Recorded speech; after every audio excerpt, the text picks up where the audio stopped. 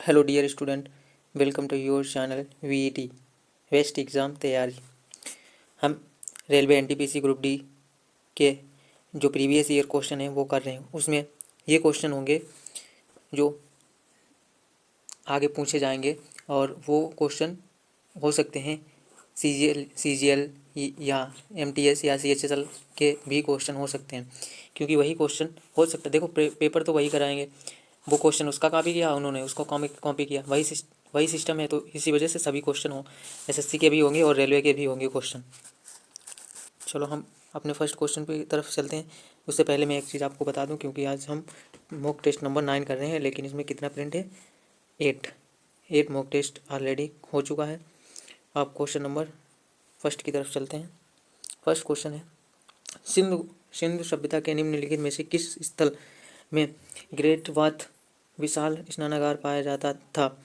किस में पाया जाता है? मोहनजोदड़ो, कालीबंगा, लोथल, धोलावीरा। सही आंसर क्या होगा इसका? मोहनजोदड़ो। सही आंसर इसका मोहनजोदड़ो। देखो कालीबंगा जुते हुए खेतों का वो साक्ष्य, लोथल भोगवा नदी के किनारे है, धोलावीरा।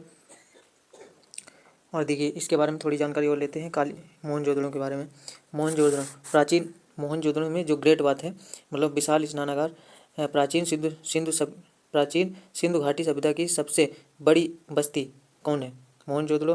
माना जाता है कि ग्रेट बात का उपयोग विभिन्न अनुष्ठानिक और औपचारिक उद्देश्यों के लिए किया जाता था, जैसे कोई फेस्टिवल टाइप का होगा उसमें किया जाता होगा इसका प्रयोग। नेक्स्ट क्वेश्चन देखते हैं, यानी क्वेश्चन नंबर 2 कह रहा है, निम्नलिखित में से शुंग वंश की स्थापना किसने की थी? ये क्वेश्चन पूछा गया एसएससी जीडी 2022 में। किसने की थी? देवभूति, पुष्यमित्र और वसुमित्र और गढ़ अगणिति मित्र। तो इसका सही आंसर क्या होगा? पुष्यमित्र। क्या होगा? पुष्यमित्र। सही आंसर इसका पुष्यमित्र होगा, पुष्यमित्र। क्वेश्चन नंबर 3 देखते हैं।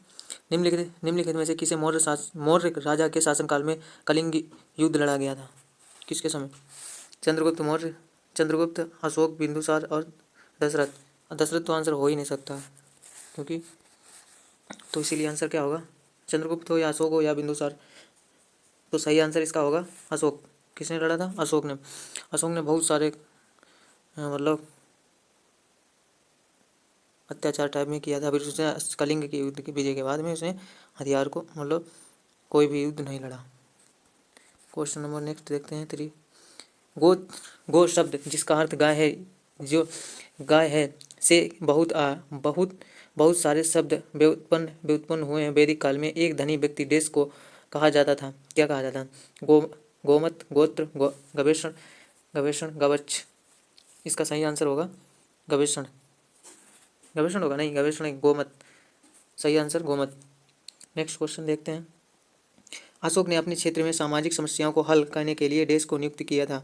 अभिधम्म, महामत्र, न्यायाधीश, अमात्य और समाहर्ता।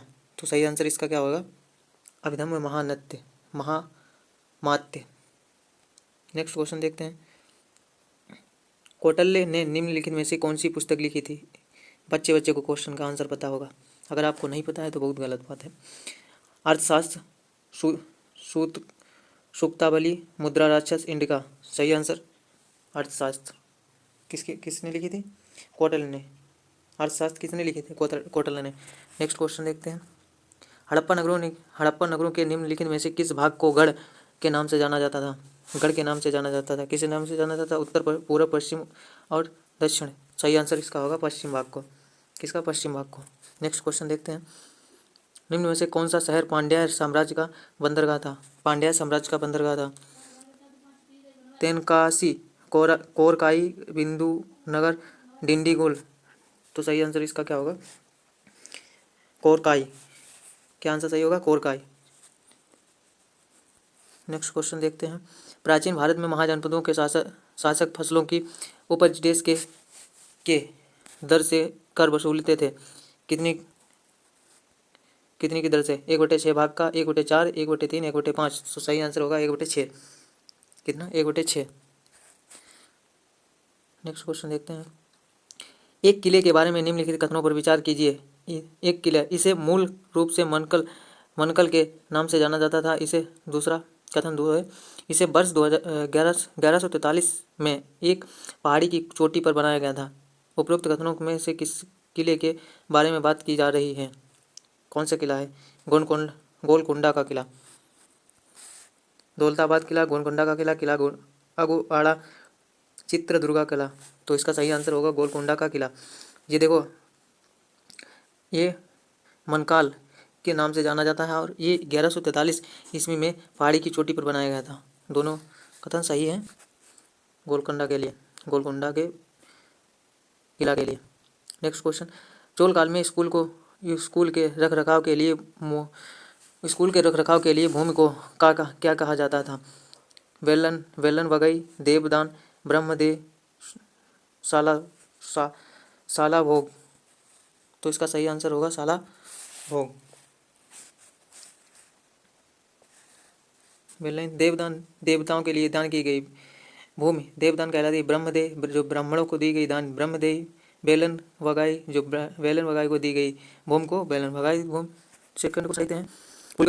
पुलकेशन द्वितीय ने उत्तर भारत के निम्न में से किसे शासक को पराजित करने के बाद दक्षिणी परशोत्तर, दक्षिण का स्वामी की उपाधि धारण की थी? रुद्रसेन द्वितीय, हर्षवर्धन और ध्रुवसेन द्वितीय, प्रभाकर वर्धन।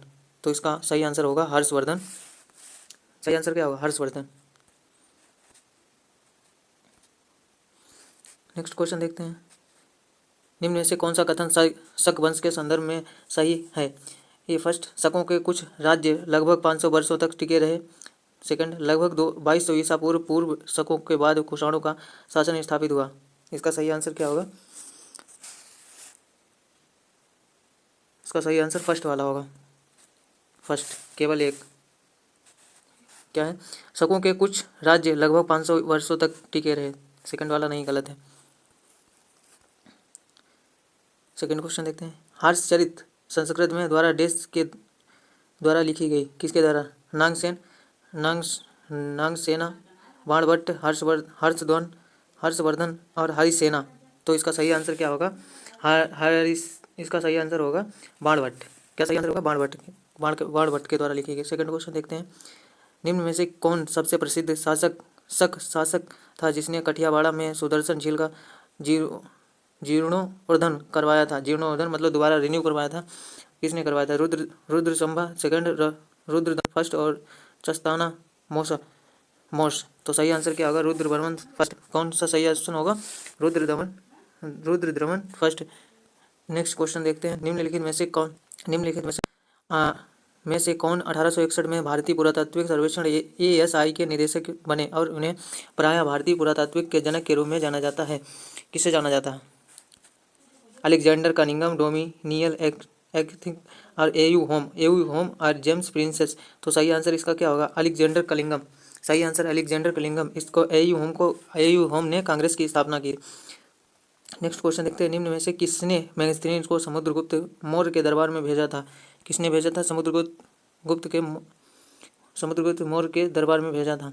किसने भेजा था मैगस्थनीज को? एंटियोकस प्रथम, सोक्टर, अलेक्जेंडर द्वितीय, सेलुकस प्रथम, निकेटर एंटियोकस द्वितीय। तो सही आंसर क्या होगा? सेलुकस प्रथम, निकेटर। नेक्स्ट क्वेश्चन देखते हैं। गुप्त राजवंश का वह पहला शासक निम्नलिखित में से कौन था जिसने महाराजा धीराज की पदवी धारण की थी या उपाधि ली थी? स्कंदगुप्त, रामगुप्त, कुमारगुप्त, चंद्रगुप्त प्रथम। सही आंसर क्या होगा? चंद्रगुप्त प्रथम। सही आंसर चंद्रगुप्त प्रथम। किसने धारण की थी? चंद्रगुप्त प्रथम ने। नेक्स्ट क्वेश्चन देखते हैं। निम्न में से कौन सा महाराजा धीराज की उपाधि धारण करने वाले प्रथम गुप्त सम्राट थे? कौन थे? चंद्रगुप्त प्रथम। एक सेकंड रुक जाओ, क्वेश्चन सहमत हैं क्या? गुप्त राजवंश का पहला शासक निम्न में से कौन था जिसने महाराजा धीराज की पदवी धारण की? चंद्रगुप्त प्रथम। और निम्न में से महाराजा धीराज की उपाधि धारण करने वाले प्रथम व्यक्ति? चंद्रगुप्त प्रथम।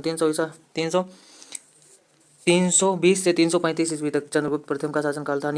सेकंड क्वेश्चन देखते हैं। निम्नलिखित में से हड़प्पा सभ्यता के मेहरगढ़ पुरातत्व में किस प्रकार के घर के अवशेष मिलते हैं? किस प्रकार के घर के अवशेष मिलते हैं? वृत्ताकार व वर्गाकार, त्रिकोणीय या वर्गाकार व आयताकार, आयताकार व वृत्ताकार। तो सही आंसर इसका क्या हो जाएगा? वर्गाकार व आयताकार। सही आंसर क्या होगा? वर्गाकार व आयताकार। नेक्स्ट क्वेश्चन देखते हैं। सातवाहन राजवंश की स्थापना लगभग कितने वर्ष पूर्व हुई थी? सातवाहन राजवंश की स्थापना सातवाहन साम्राज्य की स्थापना लगभग कितने वर्ष पूर्व हुई थी? 2400 ईसा पूर्व, 2400 वर्ष पूर्व, 1700 वर्ष पूर्व, 2800 वर्ष पूर्व, 2100 वर्ष पूर्व। तो सही आंसर इसका क्या होगा? 2100 वर्ष पूर्व हुई थी। फोर्थ ऑप्शन सही होगा।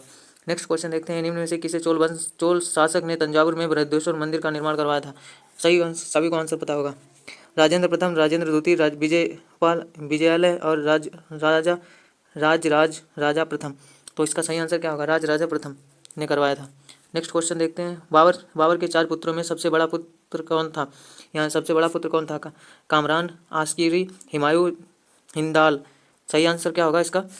हुमायूं। सबसे बड़ा पुत्र कौन था? हुमायूं के मकबरा के बारे में। ये आ गया हमारी क्लास का लास्ट क्वेश्चन, यानी होमवर्क आपके लिए। सही आंसर इसका कमेंट में बताना है। क्या है? मास्की शिलालेख वर्तमान में किस राज्य में स्थित है? मास्की शिलालेख वर्तमान में किस राज्य में स्थित है? तमिलनाडु, मध्य प्रदेश, आंध्र प्रदेश, कर्नाटक। सही आंसर इसका कमेंट बॉक्स में बताना है किस कहाँ होगा। चलिए दोस्तों, आपका बहुत बहुत स्वागत है ये क्लास पूरी देखने के लिए। Thank you so much.